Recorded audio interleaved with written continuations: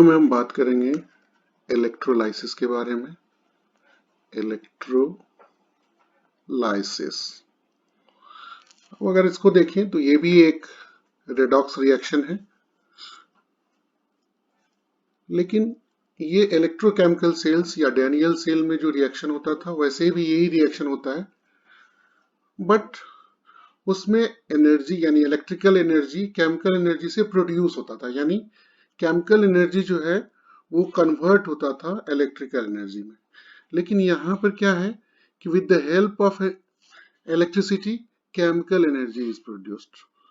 तो ये अपोजिट कह सकते हैं हम कि जो इलेक्ट्रोकेमिकल सेल है उसका अपोजिट होता है इलेक्ट्रोलाइसिस में। अब एक्चुअल में होता क्या है, it is a non spontaneous reaction. Non spontaneous reaction, हमने इसके बारे में स्पॉन्टेनियस और नॉन स्पॉन्टेनियस के बारे में ऑलरेडी एक वीडियो में बता चुका हूँ। अब नॉन स्पॉन्टेनियस में एक्चुअली हम अलग से, ये बैटरी है जो एज अ पंप काम करता है, एज अ पंप काम करता है इलेक्ट्रॉन को लेने और देने की तरह। और जो हम इलेक्ट्रोकेमिकल सेल था उसमें हम दो अलग अलग यूज करते थे ऑपरेटर्स, जिसमें हम इलेक्ट्रोड्स को डालते थे। लेकिन इसमें क्या है, इलेक्ट्रोलाइसिस के लिए हम जस्ट एक ही ऑपरेटर्स यूज कर रहे हैं, जिसके अंदर में हमने दोनों इलेक्ट्रोड्स को यानी कैथोड और एनोड को डाला है। और एक और चीज है कंसेप्ट में समझना कि एनोड वहां पे निगेटिव इलेक्ट्रोड होता था, लेकिन यहाँ पे ये पॉजिटिव इलेक्ट्रोड हो जाएगा, और कैथोड यहाँ पे निगेटिव इलेक्ट्रोड होगा। ये भी एक बेसिक कंसेप्ट है, हर समय याद रखिए।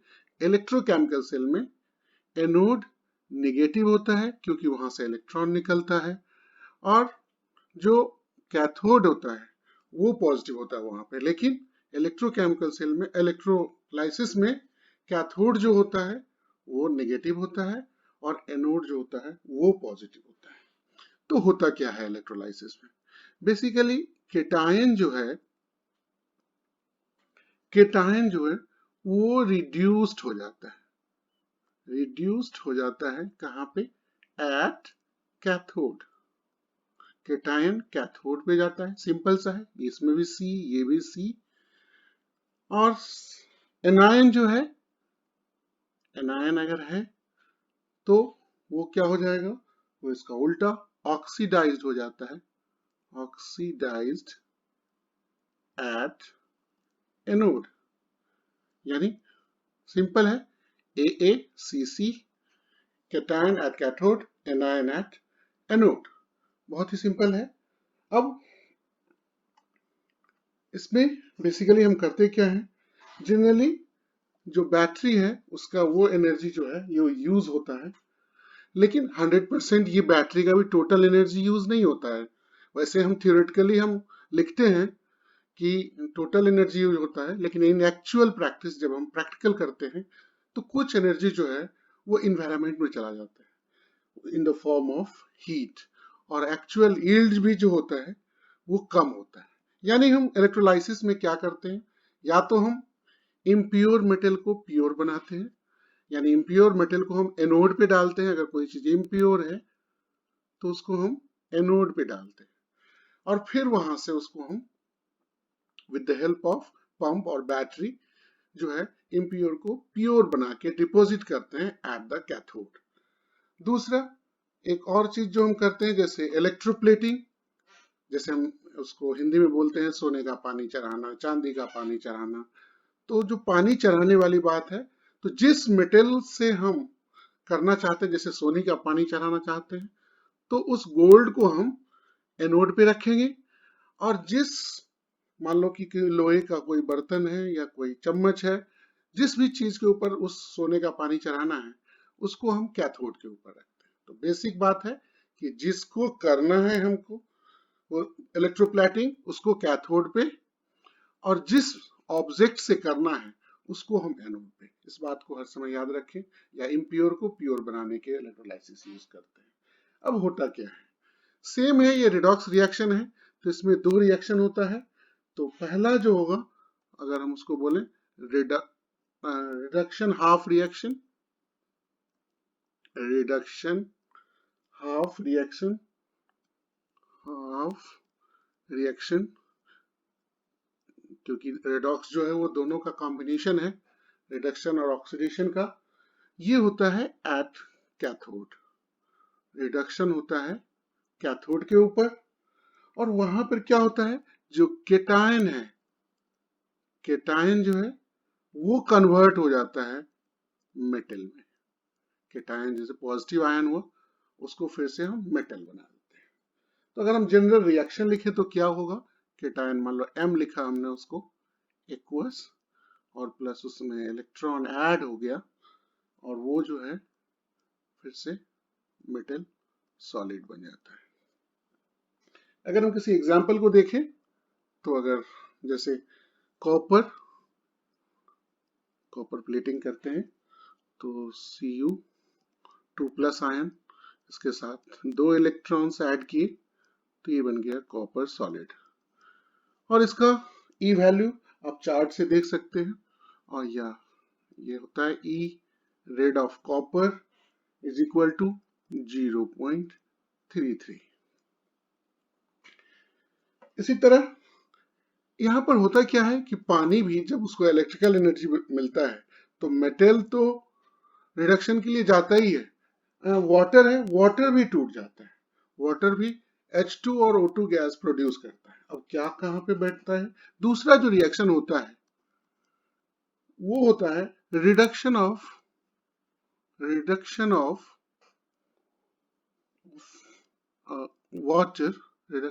वाटर मॉलिक्यूल्स, और रिडक्शन होगा वाटर का तो क्या बनेगा, H2 गैस प्रोड्यूस करता है।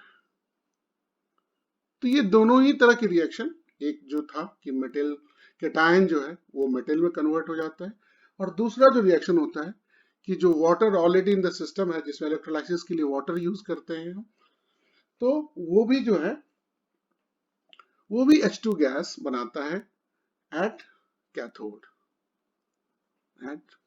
रिडक्शन जो भी होगा वो कैथोड के ऊपर भी होगा। इसके लिए अगर हम रिएक्शन देखें तो क्या होता है, 2H2O लिक्विड, इस पे 2 इलेक्ट्रॉन जुड़ गया और ये बनाया H2 gas plus 2OH hydroxide ion, और इसकी ई वैल्यू जो होती है ऑफ रिडक्शन जो होता है, E naught value, that is -0.82 volt, इसमें 0.3 वोल्ट। अब इन दोनों के बीच में यानी वाटर और मेटल कैटायन दोनों के बीच में कंपटीशन हो जाता है। क्या कंपटीशन होता है कि कौन कैथोड पे डिपॉजिट होगा। तो इसके लिए ये सिंपल सा रूल है कि जिसका ई नॉट वैल्यू इन दोनों में से यानी वाटर में से और कैटायन में से, जो दोनों का जो ई नॉट वैल्यू आपने देखा, ई नॉट वैल्यू जिसका ज्यादा होगा, मोर gets deposited at cathode. Simple rule, क्योंकि दोनों ही प्रोसेस करते हैं, यानी मेटल कैटायन भी चाहता है कि वो कैथोड पे चला जाए, रिडक्शन हो जाए, और वाटर भी चाहता है, बिकॉज इलेक्ट्रिसिटी हम एनर्जी बाहर से एक्सटर्नल एनर्जी दे रहे हैं, बैटरी के द्वारा पंप कर रहे हैं, तो दोनों ही डिसोसिएट होकर के या तो हाइड्रोजन गैस डिपॉजिट करना चाहता है या मेटल कैटायन मेटल बनना चाहता है। बट रूल है कि जिसकी वैल्यू ज्यादा होगी वो डिपॉजिट हो जाता है, ये होता है। अब जैसे इसी तरह अब एनोड पे क्या होगा, एट एनोड, ये तो कैथोड पे हुआ था, एट एनोड जो है ये डिफरेंट केस है। यहाँ पर द ऑक्सीडेशन, सबसे पहला जो रिएक्शन हुआ, the oxidation of anion, cation तो रिडक्शन हुआ तो एनायन का ऑक्सीडेशन होता है टू द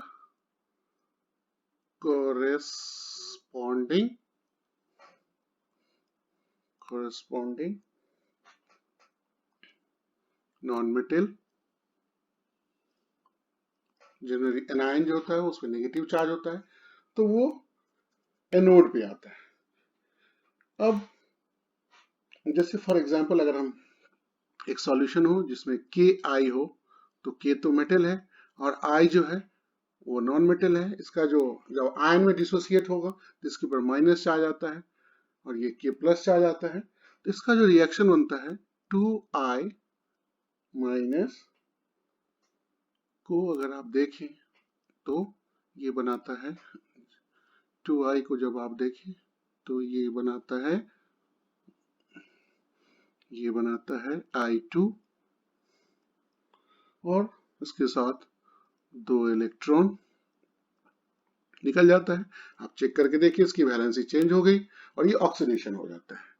तो इसका E not value of oxidation in voltage होगा लगभग -0.53 वोल्ट। इसी तरह वाटर भी यहाँ पे है, जैसे रिडक्शन पे होता था 2 रिएक्शन, इसी तरह यहाँ पे भी एनोड पे भी 2 रिएक्शंस होते हैं। यहाँ पे क्या होता है, oxidation of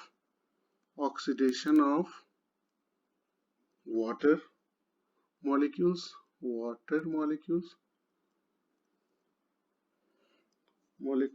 to O2 gas, यानी वाटर यहाँ पर O2 गैस बनाना चाहता है। याद रखें जो कैथोड पे है वो H2 गैस बनाना चाहता है और ऑक्सीडेशन में एनोड पे O2 गैस बनाना चाहता है। इसके लिए अगर आप रिएक्शन देखें तो यहाँ होता है 2H2O और ये बनाया O2 गैस और plus 4H plus ion plus 4 electrons.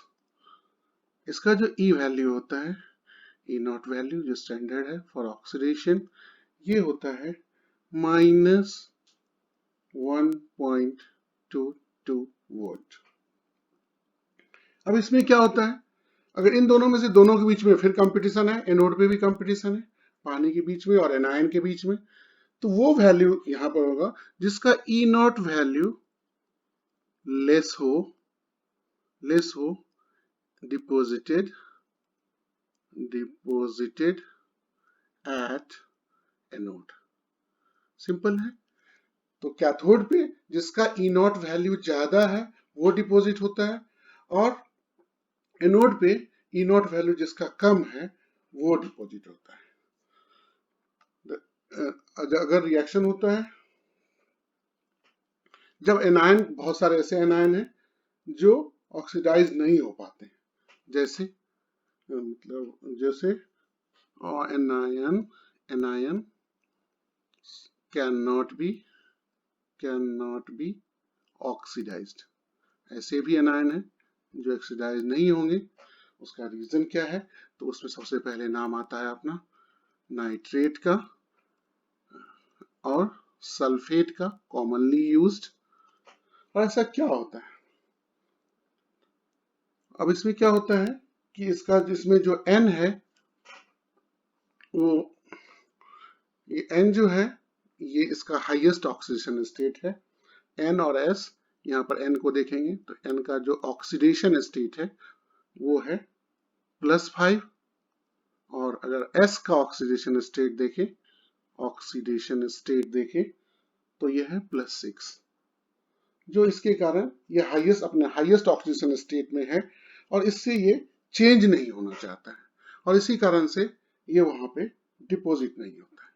तो अगर हम एक जनरल कंसेप्ट बना लें कि कोई रिएक्शन जो है वो कैसे होगा, मान लीजिए कि आपके पास सॉल्यूशन है और कैथोड पे क्या प्रोडक्ट बनेगा और एनोड पे क्या प्रोडक्ट बनेगा, कैथोड पे और एनोड पे क्या प्रोडक्ट बनेगा। एक जस्ट जनरल ब्रीफ रिव्यू कि अगर आपके पास Na2SO4 है तो गौर करिएगा इसमें कैथोड पे H2 बन जाता है क्योंकि पानी के साथ कंपटीशन था और कैथोड पे अगर इसका E वैल्यू देखेंगे तो हाइड्रोजन का जो वैल्यू है, हाइड्रोजन गैस प्रोड्यूस होता है, उसका वैल्यू ज्यादा है इन कंपेरिजन टू सोडियम, और इसीलिए H2 प्रोड्यूस हो जाता है, डिपोजिट हो जाता है, और एनोड पे O2 हो जाता है। अब आप बड़े ध्यान से देखें कि वाटर यहाँ पर क्या डोमिनेंट हो जाता है, ये दो ही सॉल्यूशन वाटर के अंदर रह जाते हैं और हाइड्रोजन और ऑक्सीजन वाटर से निकल के कैथोड और एनोड पे डिपॉजिट हो जाता है। इसी तरह अगर हम KI सॉल्यूशन की बात करें, अगर इसका हम इलेक्ट्रोलाइसिस कर रहे हैं, इस केस में भी वही है, इसमें H2 जो है कैथोड पे H2 आ जाता है, K नहीं कर पाता है, रीजन वही है कि इसकी E वैल्यू जो है वो ज्यादा हो जाती है वाटर की, और जो एनोड है उस पे I2 बन जाता है, यानी यहाँ पे ऑक्सीजन नहीं बन पाता है इस केस में, SO4 के केस में तो बन जाता है, लेकिन KI के केस में I2 एज अ डिपॉजिट हो जाता है एनोड, क्योंकि इसकी E वैल्यू लेस है O2 से, जो वाटर की वैल्यू है, E वैल्यू से। इसी तरह अगर आपके पास AgNO3 का कर रहे हैं इलेक्ट्रोलाइसिस, तो इस केस में क्या हो जाएगा, Ag डिपॉजिट होगा, Ag जो है Ag जो है वो डिपॉजिट हो जाता है, यहाँ हाइड्रोजन नहीं कर पाता क्योंकि इसकी E वैल्यू ज्यादा है, और लेकिन एनोड पे फिर O2 हो जाता है, क्योंकि NO3 के बारे में हमने ऑलरेडी बताया कि जब कोई चीज हाईएस्ट ऑक्सीजन स्टेट पे होता है तो वो डिपॉजिट नहीं हो पाता है। और इसी तरह अगर हमारे पास CuBr2 हो तो इस तरह से यहाँ पे Cu जो है वो सॉलिड बन के डिपॉजिट हो जाता है, और Br भी जो है लिक्विड Br2 जो है वो लिक्विड जो है डिपॉजिट हो जाता है। तो बस इतना ध्यान रखना है कि कैथोड पर E वैल्यू जिसका मैक्सिमम होगा वो डिपॉजिट होगा, और एनोड पे जिसका E वैल्यू लेस होगा, इस तरह से डिपॉजिट होगा। ये कंप्लीट लिस्ट नहीं है, ये जस्ट समझने के लिए है, और भी किसी भी चीज का आप इलेक्ट्रोलाइसिस कर सकते हैं with the help of supplying electricity.